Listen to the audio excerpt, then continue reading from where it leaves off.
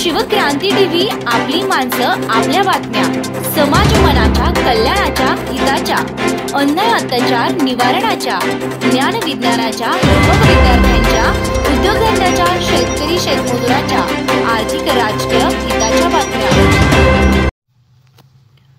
संविधान चौक रत्नपुरी रणगाव येथे सत्यशोधक ओबीसी नेते शंकरराव लिंगे यांच्या हस्ते अशोक चक्र निळा झेंडा फडकविण्यात आला। झेंडावंदन करण्यात आलं।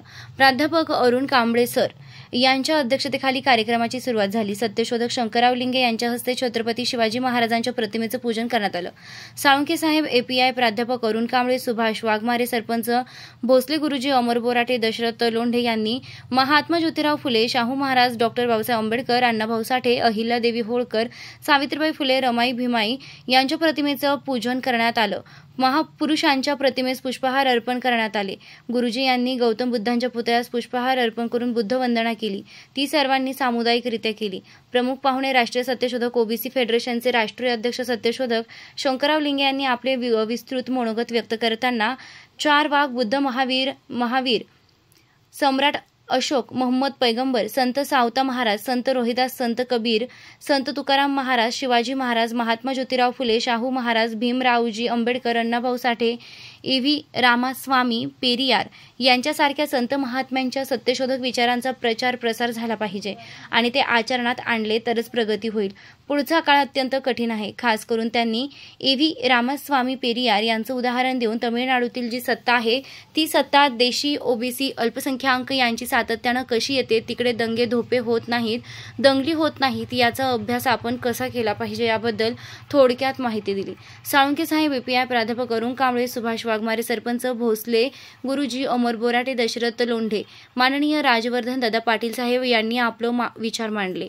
भारतीय जनता पार्टी युवा मोर्चा, वैभव गीते, NDMJ महाराष्ट्र राज्य सचिव, नामदार विक्रम साळुंखे, OPI वा नगर पोलीस स्टेशन, माननीय प्राध्यापक डॉक्टर अरुण कांबळे साहेब, योगेश खरात, सरपंच ग्रामपंचायत रणगाव, योगेश करे, ग्रामसेवक रणगाव, अतुल सावंत, सरपंच ग्रामपंचायत कळंब, दादा धांडोरे, बोगडे सर, राजेंद्र बोंद्रे सर, रोहित गायकवाड, उपसरपंच ग्रामपंचायत रणगाव इत्यादी मान्यवर मंचावर उपस्थित होते। गावकऱ्यांनी उत्तम प्रतिसाद दिला। कार्यक्रम यशस्वी करण्यासाठी रत्नपूर रणगाव भीमसैनिकांनी परिश्रम घेतले।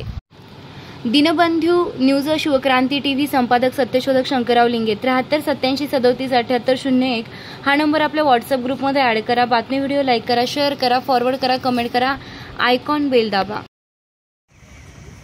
महात्मा गौतम बुद्ध, अखंड भारताचा सम्राट अशोक, जहां मर्द मोहम्मद पैगंबर, लिंगायत धर्माचे संस्थापक महात्मा बसवेश्वर, संत शिरोमणी सावता महाराज, संत रोहिदास महाराज, संत कबीर, संत तुकाराम महाराज, चांता राजा छत्रपती शिवाजी महाराज, राष्ट्रपिता महात्मा ज्योतिराव फुले, लोकराजा छत्रपती शाहू महाराज, विश्वरत्न डॉक्टर बाबासाहेब आंबेडकर, साहित्यरत्न अण्णाभाऊ साठे, राष्ट्रसंत गाडगेबाबा, महाराणी अहिल्यादेवी होळकर, राजमाता जिजाऊ,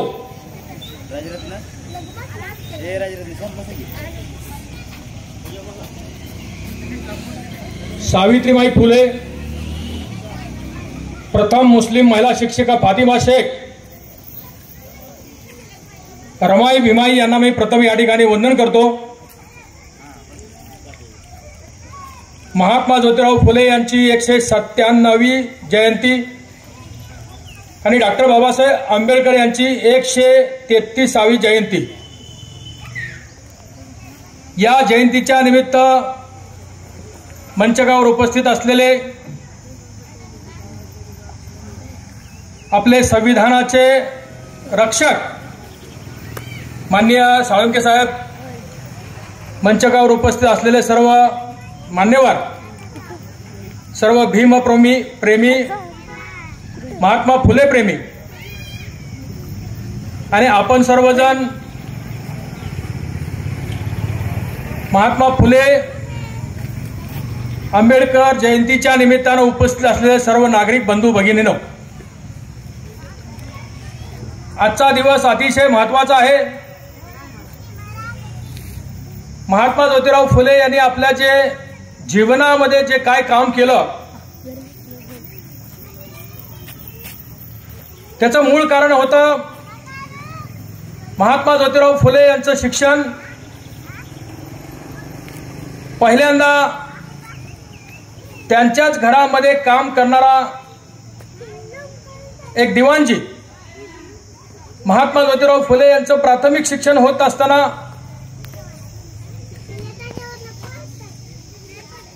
ते दिवाणजी त्यांनी पाहिलं की गोविंदराव फुले यांच्या कारभाराचा सर्व हिशोब महात्मा ज्योतिराव फुले करत होते आणि हा माणूस फार इतका हुशार असेल तर आपली गरज यांना पडणार नाही. त्यामुळे त्यांच्या वडिलांना सांगितलं की या ज्योतिरावांना तुम्ही शिकवून काय करणार, शिकल्यानंतर धड हा शेतीही करणार नाही आणि आपलं कामही करणार नाही, त्यामुळे त्यांना तुम्ही शाळेतून काढून टाका. त्यामुळे ज्योतिराव फुले यांचे वडील गोविंदराव फुले यांनी त्यांना शाळेतून काढून टाकलं. परंतु इकडं ज्योतिराव फुले यांची बहीण सगुणाबाई क्षीरसागर या मशनरी स्कूलमध्ये काम करत होत्या. त्यांनी आणि मुन्शी बेग आणि मशनरी स्कूलमध्ये जे शिकवणारे शिक्षक यांनी मिळून परत गोविंदराव फुले यांना सांगितलं की हा मुलगा हुशार आहे, यांना आमच्या शाळेत घाला. मग त्यांनी मशनरी शाळेत त्यांना घातलं आणि मशनरी शाळेत ज्यावेळेला शिकत होते त्यावेळेला त्यांनी थॉमस पेन यांनी लिहिलेला ग्रंथ वाचला आणि तो ग्रंथ होता राईट्स ऑफ मॅन, मानव अधिकार. आणि मानव अधिकारावर ज्या ग्रंथावर त्यांनी वाचन केलं, अभ्यास केलं, त्यावेळेला त्यांना पावलोपावली दिसू लागलं की आपल्यावर अन्याय कसा होतो आणि मानव अधिकार कसा ह्या भारतामध्ये पायदळी तुडवला जातो आणि विषमतेचं राज्य या भारतामध्ये जातीवादी राज्य, यासाठी महात्मा ज्योतिराव फुले यांनी ज्या वेळा त्यांना उच्चवर्णीयाच्या वरातीमधून हाकलून दिलं त्यावेळेला निश्चय केला की या अन्यायाच्या विरुद्ध आपण काम केलंच पाहिजे. मानव अधिकार याच्यासाठी त्यांनी पहिल्यांदा जे निवडलं ते निवडलं शिक्षण क्षेत्र. आणि आपल्या लग्नानंतर सावित्रीबाई फुले यांना शिक्षण दिलं आणि ट्रेंड शिक्षिका म्हणून त्यांनी नगरच्या मशनरी स्कूलमध्ये भारतातील पहिली महिला ट्रेंड शिक्षिका बनवलं आणि त्याचबरोबर त्यांनी फातिमा शेख यांनाही ट्रेंड शिक्षक बनवलं. आणि यांना घेऊन महात्मा ज्योतिराव फुले यांनी 1 जानेवारी 1848 पहिली या फुलेवाड्या आपल्या भिडेवाड्यामध्ये या भारतातील पहिली मुलींची शाळा काढली. दुसरी मुलींची शाळा हे अस्पृश्यांच्या मुलींसाठी काढली. तिसरी शाळा अस्पृश्यासाठी काढली. चौथी शाळा रात्रीची शाळा काढली. अशा 1848 पासून 1852 पर्यंत त्यांनी 18 शाळा काढल्या आणि त्यानंतर 1857 पर्यंत 42 शाळा काढल्या. आणि त्या शाळेमध्ये शिक्षणाचं दान करण्याचं काम या दलितांना, मागासवर्गीयांना, बहुजनांना ज्या वेळा चालू केलं त्यावेळा त्यांनी शिक्षणाचं काम हे आपल्या सहकार्याकडे वाटून दिलं. आणि नंतर सामाजिक जागृती करण्याचं काम त्यांनी सुरू केलं. ते पहिलं काम म्हणजे पाहणाघर, बाल संगोपन गृह, बाल हत्या प्रतिबंधक गृह पुण्यामध्ये त्यावेळेला 11,000 विधवा होत्या आणि ह्या 11,000 विधवावर वेळोवेळी अन्याय होत होते.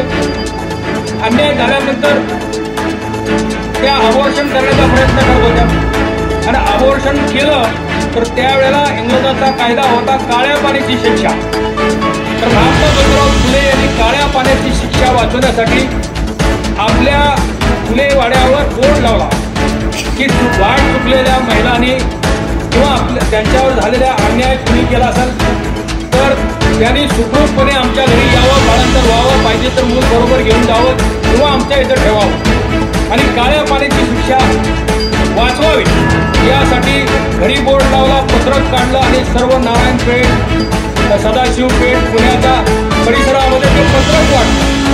म्हणजे हे सामाजिक काम महात्मा ज्योतिराव फुले यांनी इतकं जोमानं चालू केलं की पुन्हा जाऊन त्या महिलांचे अधिकार विधवा झाल्यानंतर देश ओपन विद्रूप केलं जातं त्यावर त्यांनी पुणे आणि मुंबईमध्ये न्हावी समाजाचा स्तंभ केला. आणि त्यानंतर एका महाराष्ट्र टाइम्समध्ये शिवाजी महाराजांची समाधी शोधण्यासाठी परदेशातून माणूस आलेला होता, त्यांना कुठेही रायगडावरचा समाधी सापडली नाही. त्यामुळे त्यांनी महाराष्ट्र टाइम्समध्ये बातमी दिली आणि ती बातमी महात्मा ज्योतिराव फुले यांनी वाचली आणि मग 1869ला त्यांनी रायगडावर जाऊन महात्मा ज्योतिराव फुले यांच्या सहकार्याने मिळून शिवाजी महाराजांची समाधी शोधून काढली आणि 19 फेब्रुवारी 1869ला पहिल्यांदा त्यांनी शिवजयंती साजरी केली.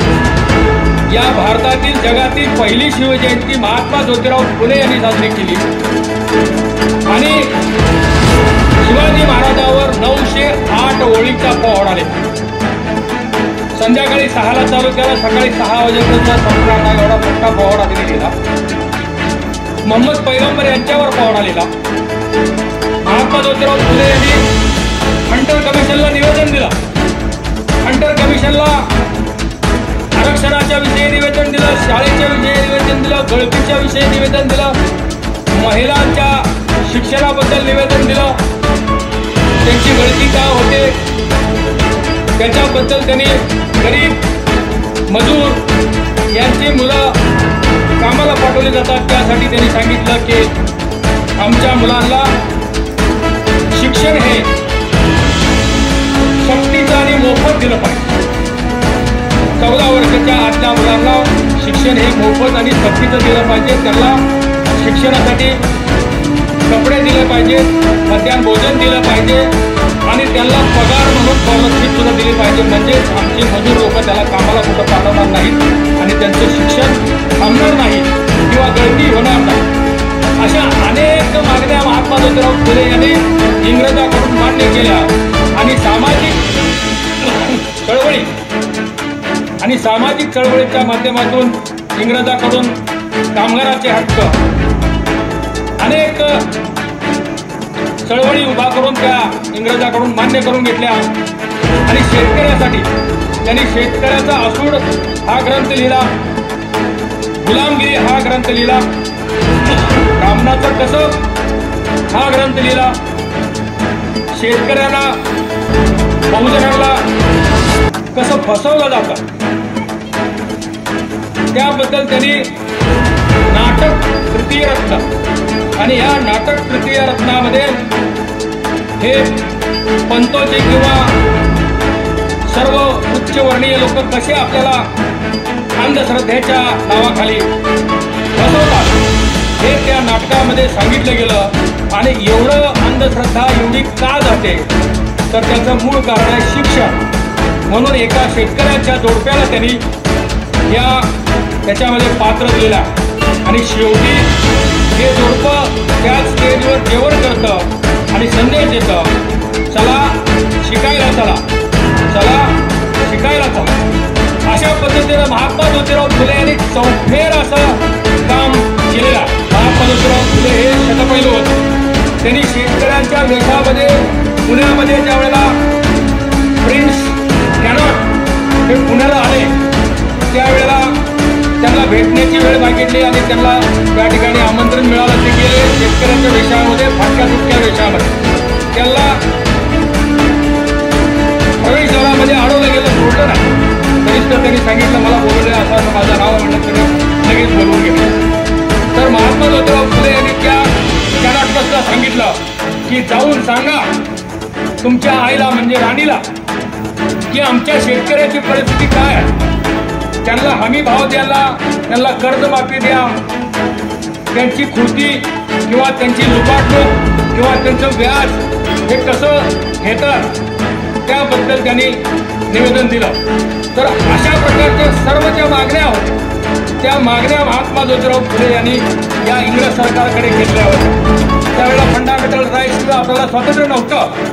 तर महात्मा ज्योतिराव फुले यांनी सार्वजनिक सत्यधर्माची स्थापना केली, सत्यशोधक समाजाची स्थापना केली 24 सप्टेंबर 1873ला.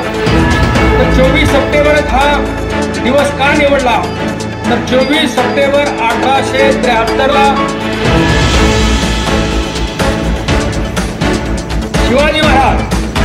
शिवाजी महाराज यांचा जो दुसरा राज्याभिषेक झालेला होता तो शाक्य पद्धतीने झालेला होता आणि तो राज्याभिषेक 24 सप्टेंबर 1874 झालेला होता आणि त्याला 200 वर्ष पूर्ण होते.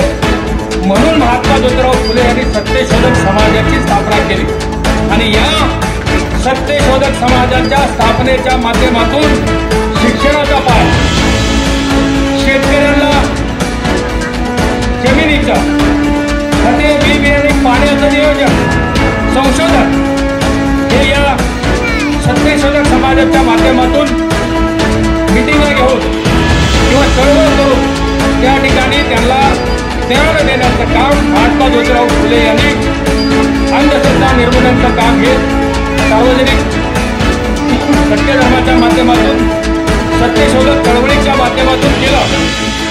महात्मा ज्योतिराव फुले यांचं काम सांगायचं म्हटलं तर खूप काम आहे, परंतु आज डॉक्टर बाबासाहेब आंबेडकर यांची जयंती, महात्मा ज्योतिराव फुले यांची जयंती, या जयंतीच्या सप्ताहामध्ये आपल्या सर्वांना मी खास करून शुभेच्छा देतो, कारण आपण हा कार्यक्रम संयुक्त जयंतीचा घेतलेला आहे आणि आपल्या सर्व बांधवांनी हा कार्यक्रम सप्ताहभर, महिनाभर संयुक्त जयंतीच्या निमित्ताने घ्यावा. कारण महात्मा ज्योतिराव फुले यांना त्यांचा जन्म 11 एप्रिल 1827, त्यांना 60 वर्ष पूर्ण झाले 1888ला, परंतु 61वी त्यांची जी साजरी झाली ती 11 मे 1888ला मुंबई येथे मांडवी कोळीवाड्यामध्ये नारायण मेघाजी लोखंडे आणि त्यांच्या कामगार संघटनेने मोठ्या प्रमाणात मुंबईमध्ये सर्वांना आमंत्रण दिलं होतं आणि त्या ठिकाणी त्यांना महात्मा ही पदवी देण्यात आली. जगामध्ये कुणालाही सार्वजनिक पद्धतीनं आणि समाजाने, सर्व समाजाने मिळून महात्मा ही पदवी दिलेली नाही. आपल्या इथं महात्मा गांधी सुद्धा एवढा जेलमध्ये होते त्यावेळेला काही पत्रकारांनी प्रश्न विचारला, आपण महात्मा आणि हे पुण्याचे जे महात्मा आहेत महात्मा ज्योतिराव फुले यांच्याबद्दल आपलं काय म्हणणं. तर महात्मा गांधी म्हणाले होते त्यावेळेला, मैं कायचा महात्मा, मैं काय का महात्मा, सच्चा महात्मा वो है, वो महात्मा ज्योतिराव फुले है. कारण महात्मा गांधी यांना महात्मा कोण बनवलं तर रवींद्रनाथजी टागोर बनवलं. हे एकामेकाला पदवी देण्याचा कार्यक्रम काँग्रेसमध्ये होता आणि तो पुढे प्रचलित झाला आणि त्या प्रचलित म्हणून महात्मा गांधी झाला. परंतु महात्मा गांधींनी मान्य केलेला आहे सच्चा महात्मा जो महात्मा आहे हो महात्मा ज्योतिराव फुले आहे. ज्योतिराव फुले यांना जास्त आयुष्य लाभलं नाही. त्यानंतर महात्मा ही पदवी दिली गेली. त्याच वेळा बरोड्याचे राजे सयाजीराव गायकवाड यांनाही कळलं होतं, परंतु ते आले नाहीत. परंतु त्यांनी त्या मुंबईच्या कार्यक्रमामध्ये एक पत्र दिलं होतं, त्या पत्रामध्ये लिहिलं होतं, मी काही कारणामुळे येऊ शकलो नाही, परंतु महात्मा आपलं त्याला पदवी दिली होती. पण ज्योतिराव हे आपले इंडियन बुकर टी वॉशिंग्टन आहे, म्हणून त्यांनी इंडियन बुकर टी वॉशिंग्टन ही पदवी सयाजीराव गायकवाड यांनी त्याच वेळी दिलेली होती. आणि विठ्ठल वडेकर, राव बहादूर विठ्ठल वडेकर यांनी त्यांच्या हस्ते ज्योतिराव फुले यांना महात्मा ही पदवी दिलेली आहे. तर महात्मा ज्योतिराव फुले यांचं निधन हे पुण्यामध्ये 18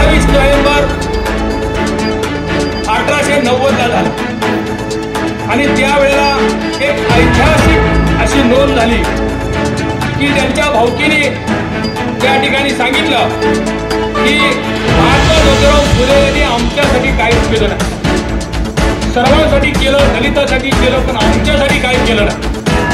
म्हणून त्यांनी महात्मा ज्योतिराव फुले यांची शिकारी धरण्यास नकार दिला, इटवी धरण्यास नकार दिला आणि त्यांचा दत्तक पुत्र हा यशवंत लहान होता. मग सावित्रीबाई फुले यांनी या इतिहासामध्ये एका महिलेने इटवी धरली आणि सावित्रीबाई फुले यांनी इतिहासात पहिल्यांदा एका महिलेने महात्मा ज्योतिराव फुले यांच्या देहाला अग्नी दिला. ही ऐतिहासिक घटना त्यावेळेला घडलेली आहे. महात्मा ज्योतिराव फुले यांच्या निधनानंतर डॉक्टर बाबासाहेब आंबेडकर यांचा 14 एप्रिल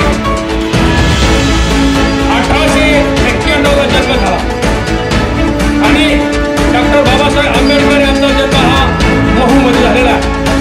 महू हे मध्य प्रदेशमध्ये त्या ठिकाणी सुद्धा मी जाऊन आलेला आहे. मिलिटरी कॅम्प आहे तिथे सगळा. महू हे मिलिटरी कॅम्पचं ठिकाण आहे. इंदोर पासून जवळजवळ 15-16 किलोमीटरवर महू आहे आणि त्या ठिकाणी सुद्धा डॉक्टर बाबासाहेब आंबेडकरांचा त्या ठिकाणी पुतळा आहे. त्या पुतळ्याला सुद्धा आपण जाऊन तिथं वंदन केलेलं आहे.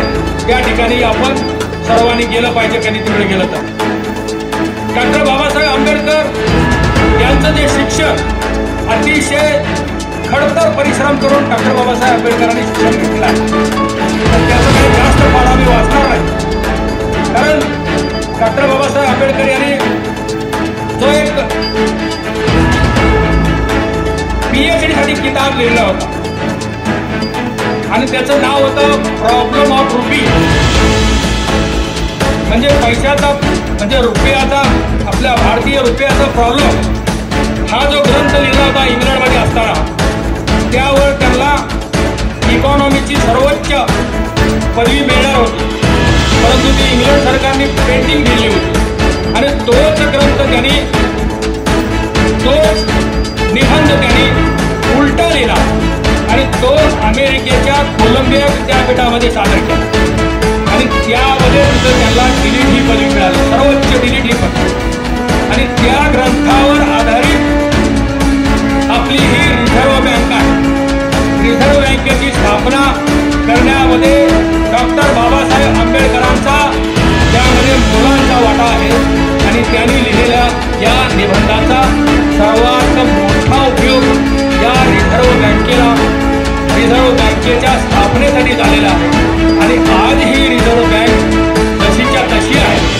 जवळजवळ तिला 90 वर्ष पूर्ण होत आहे आणि या 90 वर्षानंतर सुद्धा ही बँक जशीच्या तशी आपली बँक भारतातली एकदम पैसा सुरक्षित ठेवणारी ही बँक आहे. आता या बँकेमध्ये सुद्धा राजकारण होऊन काही पैसे त्यातून बाहेर काढायचा प्रयत्न होत आहे, ती गोष्ट वेगळी, परंतु आजपर्यंत ती सुरक्षित बँक आहे आणि ही डॉक्टर बाबासाहेब आंबेडकर यांनी दिलेली देण. डॉक्टर बाबासाहेब आंबेडकर यांनी जे शिक्षण घेतलं, ते शिक्षणाला पैसे कमी पडल्यानंतर त्यांनी काही वेळ सयाजीराव गायकवाड यांच्याकडे सुद्धा काम केलेलं आहे आणि ते कामाच्या बदल्यात त्यांना शिकण्यासाठी त्यांनी स्कॉलरशिप दिलेली आहे. परंतु त्यांच्या वाड्यामध्ये जी वागणूक त्यांना मिळाली, अतिशय खेदजनक, अपमानजनक अशी वागणूक त्यांच्या त्या राज्यामध्ये मिळाली. त्यांच्या हाताखालचे जे दुसरे अधिकारी होते, जे जातीवादी होते, त्यांनी त्यांना खूप म्हणजे खूप त्या वाड्यामध्ये सुद्धा राहू दिलं नाही. त्याच्यानंतर ते एका धर्मशाळेत नाव बदलून राहिले. ही फारशी धर्मशाळा होती, त्या ठिकाणी सुद्धा त्यांना त्या ठिकाणी सांगण्यात आलं की हे दलित आहे आणि त्यांना त्या ठिकाणी रात्रीच्या वेळेला हाकलून दिलं आणि रात्रीच्या वेळी ते रेल्वे स्टेशनला आले आणि रेल्वे स्टेशनवरून ते परत मुंबईला परत आले आणि त्यानंतर त्यांनी नोकरी सोडली आणि मग नंतर काही कमी पडलेले जे पैसे होते ते शाहू महाराजांनी परत शिक्षणासाठी डॉक्टर बाबासाहेब आंबेडकर यांना दिले आणि त्यांचं शिक्षण हे अमेरिकेत सुद्धा कोलंबिया विद्यापीठामध्ये पुन्हा आत्मन करून त्यांनी केलेलं आहे. आणि त्यांचं पुन्हा आगमन हे मला वाटतं 1917 साली त्या ठिकाणी झालं आणि नंतर त्या ठिकाणी राहिलेलं शिक्षण त्यांनी पूर्ण केलं. त्या ठिकाणी त्यावेळेला त्यांनी अमेरिकेमध्ये एक पुस्तक आपलं एक पेपर चालू केलेला होता आणि त्या पेपरचं नाव होतं इंडियन कॉन्स्टिट्यूशन, भारतीय जाती व्यवस्था. आणि भारतीय जाती व्यवस्था किती धोकादायक ही त्याच्यामधून त्या अमेरिकन सरकारला सुद्धा ते रोज सांगत होते की जगातील सर्व लोक इथं येतील, तुमच्याकडे कामाला ते सगळ्या जाती इथं घेऊन येतील आणि आपल्या इथंही जातीवाद निर्माण करतील. त्यासाठी त्यांनी इंडियन कॉन्स्टिट्यूशन नावाचा पेपर त्या ठिकाणी काढला आणि त्या पेपरला 100 वर्ष पूर्ण झाली. म्हणजे 2017 साली 100 वर्ष पूर्ण झाली. त्या 100 वर्षाच्या कार्यक्रमानिमित्त भारतातील 200 लोकांना अमेरिकेच्या कोलंबिया विद्यापीठाने निमंत्रित केलं होतं. त्यामध्ये माझा नंबर लागला.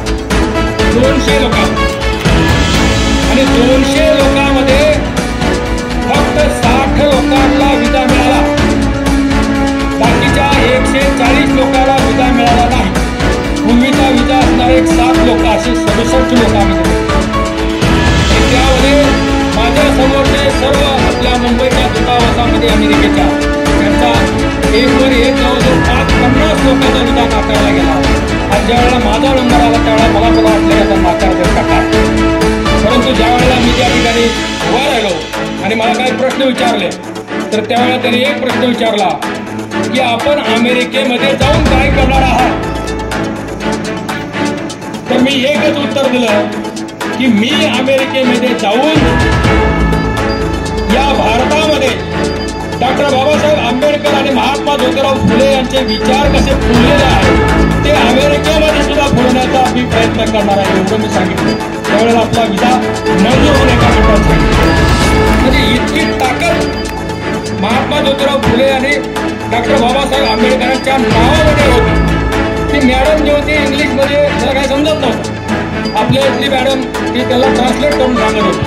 परंतु त्यांनी जे ऐकलं ते ऐकलं फक्त डॉक्टर बाबासाहेब आंबेडकरांचं नाव आहे आणि त्या नावावर त्यांनी मला लगेच विजा मंजूर केला. म्हणजे इतकं महत्व अमेरिकेमध्ये डॉक्टर बाबासाहेब आंबेडकरांचा. त्या कोलंबिया विद्यापीठामध्ये मला भाषण करण्याचा योग आला आणि त्या ठिकाणी कोलंबिया विद्यापीठामध्ये सुद्धा माझं भाषण झालं. बाबा तुम्ही किती शिकला, तुम्ही किती शिकला एवढं मला शिकता आलं नाही, एवढं मला शिकता आलं नाही. परंतु तुम्ही कोणत्या शाळेत शिकला त्या शाळेत जाऊन ते आणला, त्या शाळेत मी जाऊन आले. डॉक्टर बाबासाहेब आंबेडकर यांनी महात्मा ज्योतिराव फुले यांना गुरु मानलं आणि महात्मा ज्योतिराव फुले यांनी कबीरांना मानलं होतं, शिवाजी महाराजांना मानलेलं होतं आणि गौतम बुद्धाला मानलेलं होतं. आणि ते सर्व विचारावर महात्मा ज्योतिराव फुले यांनी rights of man, fundamental right, मूलभूत अधिकार यावर जे इंग्रजांना ज्या ज्या मागण्या केल्या होत्या त्या सगळ्या मागण्याचा विचार डॉक्टर बाबासाहेब आंबेडकरांनी आपल्या आयुष्यामध्ये केला आणि त्याचा सदैव उपयोग त्यांनी ज्यावेळेला घटना लिहिण्याचे वेळ आले त्यावेळेला फंडामेंटल राईटचे जे कलम करा त्या कलमामध्ये तुम्हाला महात्मा ज्योतिराव फुले यांची इंग्रजाला केलेली मागणी असेल. मग ती जात निहाय जनगणनेची मागणी असू द्या, शिक्षणाची मागणी असू द्या किंवा आपल्याला जगण्याचा अधिकार असू द्या, बोलण्याचा अधिकार असू द्या, संपत्ती साठवण्याचा अधिकार असू द्या, अनेक प्रकारचे अधिकार.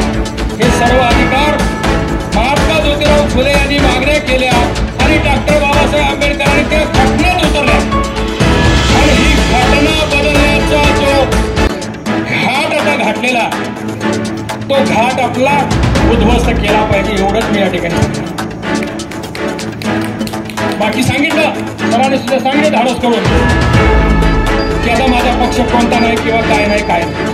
आता इथं संविधानाचे रक्षकी साहेब आले संविधान बनवणारे काही तज्ञ आलेले आहेत आणि संविधान मोडणारी आता काही एक गाडी गेली. त्या गाडीत जाता स्पीकर चालू होता. तर संविधान मोडताना स्पीकर गाडीत चालू असताना चालवायचा नियम नाही, तर चालवत गेले. म्हणजे मोडणारे बी लोक आहेत, लिहिणारे बी लोक आहेत आणि ते पालन करणारे पण लोक. याचा संगम करणं व्यवस्थित झाला पाहिजे. हेच डॉक्टर बाबासाहेब आंबेडकरांचं म्हणणं होतं की आम्ही जरी संविधान लिहिलं तर ते इम्प्लिमेंट कसं होतं त्याच्यावर तुमचं लक्ष पाहिजे. इम्प्लिमेंट कसं तर या संविधानाला होतं, तर ते इम्प्लिमेंट करणं आणि संविधानाचं रक्षण करणं हे आपली जबाबदारी आणि ती आपली जबाबदारी आपण पूर्ण केली पाहिजे. एवढंच आज मला या ठिकाणी डॉक्टर बाबासाहेब आंबेडकर आणि महात्मा ज्योतिराव फुले यांच्या जयंतीच्या निमित्तानं खास करून सांगायचं, डॉक्टर बाबासाहेब आंबेडकर यांनी आपल्याला शिक्षणाचा अधिकार दिला, त्याने शिक्षण घेतलंच पाहिजे. शिका, संघटित व्हा आणि संघर्ष करा. पहिलं शिका, नंतर संघटित व्हा आणि नंतर संघर्ष करा. शिकल्यानंतर माणूस हा जन्माने मोठा होत नाही, माणूस हा कर्माने मोठा होता. हे एका संतांनी सांगितलेलं आहे.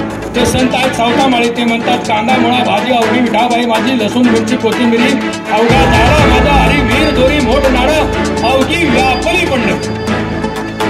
कुठेही जायची गरज नाही, आपलं काम करा, आपल्याला पांडुरंग दिसेल. पांडुरंग दिसेल म्हणजे आपण काम केलं चांगलं तर इथं धान्य आपलं चांगलं पिकेल. कुठेही जायची गरज नाही, अन्न लागायची गरज नाही, परंतु त्याच्याकडून त्या वेळची ती व्यवस्था होती. त्याच्यानंतर महात्मा ज्योतिराव फुले यांनी सांगितले, विद्येविना मती गेली, मती विना नीती गेली, नीती विना वित्त गेले, वित्त विना शूद्र खचले. एका विद्येमुळे इतके अनर्थ एका अविद्येमुळे झाले. तर हे महात्मा फुले यांनी शिक्षणाचं महत्व सांगितलं. तसंच सावता महाराजांनी आपल्या कष्टाचं महत्व सांगितलं. आणि डॉक्टर बाबासाहेब आंबेडकर यांनी श्रम आणि शिक्षण या दोघांनाही महत्व दिलं आपल्या संविधानाला. म्हणजे आपल्या मजुराचेही कायदे केले आहेत, शिक्षणाचेही कायदे केले आहेत आणि दोन्ही आपल्याकडे असेल म्हणजे आपण मजुराचं कष्ट असेल आणि शिक्षणाची लेखणी आपल्याकडे असेल तर आपली दीर दुगणी आणि रात चौगुणी प्रगती झाल्याशिवाय. कारण आपण आई खाऊ नाहीत, कष्ट करूया. तर यासाठी कष्ट करण्यासाठी डॉक्टर बाबासाहेब आंबेडकरांनी एवढं कष्ट घेतलेला. या देशामध्ये संसदेमध्ये दिल्लीमध्ये अनेक खासदार निवडून जातात, अनेक मंत्री होतात, परंतु ते पाहण्यासाठी ते संसद झाल्यानंतर काही पत्रकार मंडळाचं शिष्टमंडळ गेलं आणि त्या शिष्टमंडळाने अनेक खासदारांना भेटी देण्याचा प्रयत्न केला. परंतु संसद चालू असल्यामुळे संसदेमध्ये आज जाता आलं नाही, आज कोणाची भेट झाली नाही. संसद सुटल्यानंतर प्रत्येकाच्या बंगल्याकडे जायचा प्रयत्न केला. एकाकडे गेले तर ते म्हणले आत्ताच गेले, बाहेर गेले, शॉपिंगला गेले. एकाकडे गेले तर आत्ताच गेले, त्यांची कुठेतरी मिटिंग आहे तिकडे गेले. एकाकडे गेले तर त्यांचा जेवणाचा कार्यक्रम होता तिकडे गेले. एकाकडे गेले तर एक गेले काय ग्रामनिधीचा कार्यक्रम आहे तिकडे गेले. कुठला सुद्धा मंत्री रात्री 12, 1, 2 वाजेपर्यंत सापडला नाही. पहाटे 3 वाजता डॉक्टर बाबासाहेब आंबेडकर यांच्या बंगल्यावर ते शिष्टमंडळ गेलं. तर त्यावेळेला बाहेर निरोप दिला की आम्ही असे पत्रकार आलेलो आहोत, डॉक्टर बाबासाहेब आंबेडकरांची आम्हाला भेट घ्यायची होती, भेट मिळेल का? आज लगेच गेल्यानंतर आहेत साहेब बोलावलं तुम्हाला. गेले तिथं हे शिष्टमंडळ गेले आणि मग त्या पत्रकारांनी काही प्रश्न विचारायला सुरुवात केली आणि म्हणाले आम्ही इकडे गेलो, तिकडे गेलो, त्यापैकी कोणी सुद्धा मिळालं नाही आणि तुम्ही इतक्या रात्री जागून काय करता?